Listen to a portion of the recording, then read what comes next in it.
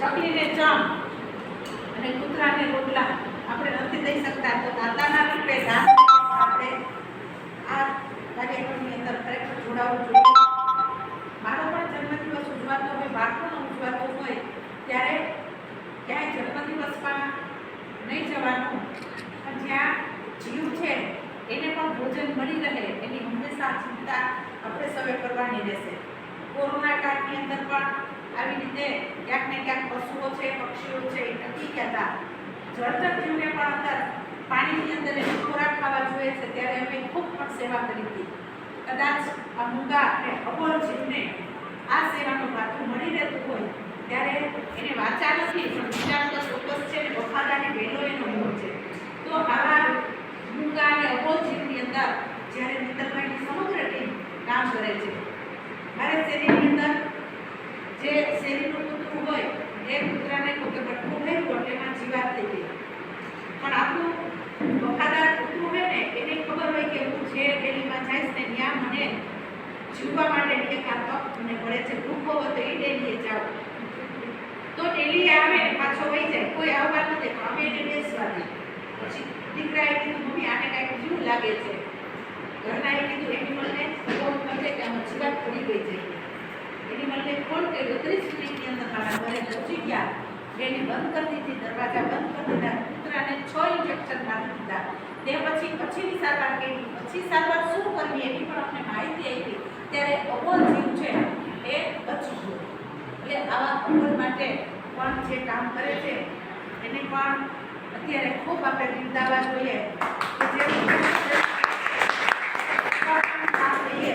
એવી જ રીતે આપણે મિત્તલભાઈ કહેતા નહીં એનિમલ જેની સ્થાપના કરી કે આપણને કબૂતરને ખાલી મસો થયો હોય તો ફોન કરો એટલે એની ટીમ આવી જાય. તો અને આ બધો નિભાવ કરવો ખરેખર અઘરો હોય છે, પણ એક વખત મનમાં સંકલ્પ લીધો હોય ને ત્યારે શરૂઆત ખૂબ અઘરી હોય છે. તો જેમ જેમ શરૂઆત થતી જાય, લોકોમાં પણ આનો પ્રચાર પ્રસાર થતું જાય, સરકારમાં પણ એટલી જ લડત આપવી પડે, અતલખાના માટે થઈને લડત આપતા હોય છે, ત્યારે એક આપણે હિન્દુ પરિવાર તરીકે ખાસ આપણે આ પણ ધ્યાન રાખવાનું છે કે ક્યાંય ને ક્યાંય આપણી ગૌ માતાનું બદલ થતું હોય તો આપણે એ પણ જાણ કરીએ તો ચોક્કસપણે આ બધું કાર્ય છે અટકી જતું હોય છે. અને આપણાથી કોઈનું ખરાબ કરવાની ભાવના ક્યારેય મનમાં હોવી ન જોઈએ. હું ખરાબ નહીં કરું, સામેવાળા ભલે મારું ખરાબ કરે, પણ હું કોઈનું આંખથી પણ ખરાબ નહીં કરું અને વિચારોથી પણ ખરાબ નહીં કરું. એવી સદંતરનો ભાવના આપણી સાથે રહેલી હોય તો ઈશ્વર પણ આપણી સાથે હોય છે, બોલ જીવના આશીર્વાદ આપણી સાથે હોય છે. અને મિત્તલભાઈની સમગ્ર ટીમ છે એ કાયમી ખડે પગે રહેતી હોય છે કે દવાખાનું છે એ 24 કલાક ચાલુ હોય. એટલે આવા બધા કાર્યક્રમની અંદર મને પણ આવું છે, નથી આવું નહીં પહોંચાય તો સેવાની ભૂમિ દખાવીને આપણે પહોંચ્યા છે, તો મારે તો ગાડી લઈને આવવું છે, મારે ક્યાં કાંઈ એવું ન બોલતા.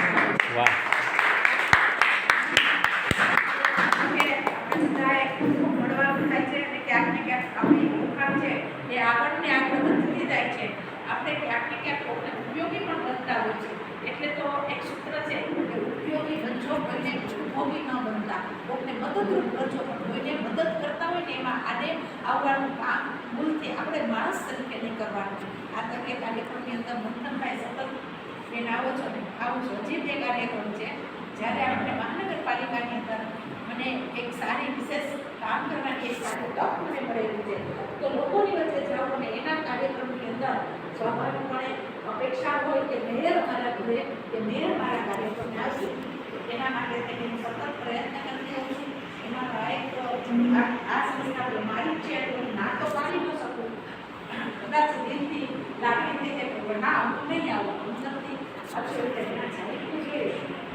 આ ભાવથી કાયમી અને ક્યાંક આપણે જાય ને તો કાર્યકર્તાનું નિર્માણ પણ થતું હોય છે કે એક પણ કેમ અને મેયર રહ્યા ક્યાંક ને ક્યાંક નથી હોવું તો એના વડીલને કહું બેન નહીં આવે, મિત્રો એમ કે જોજો બેન આવશે.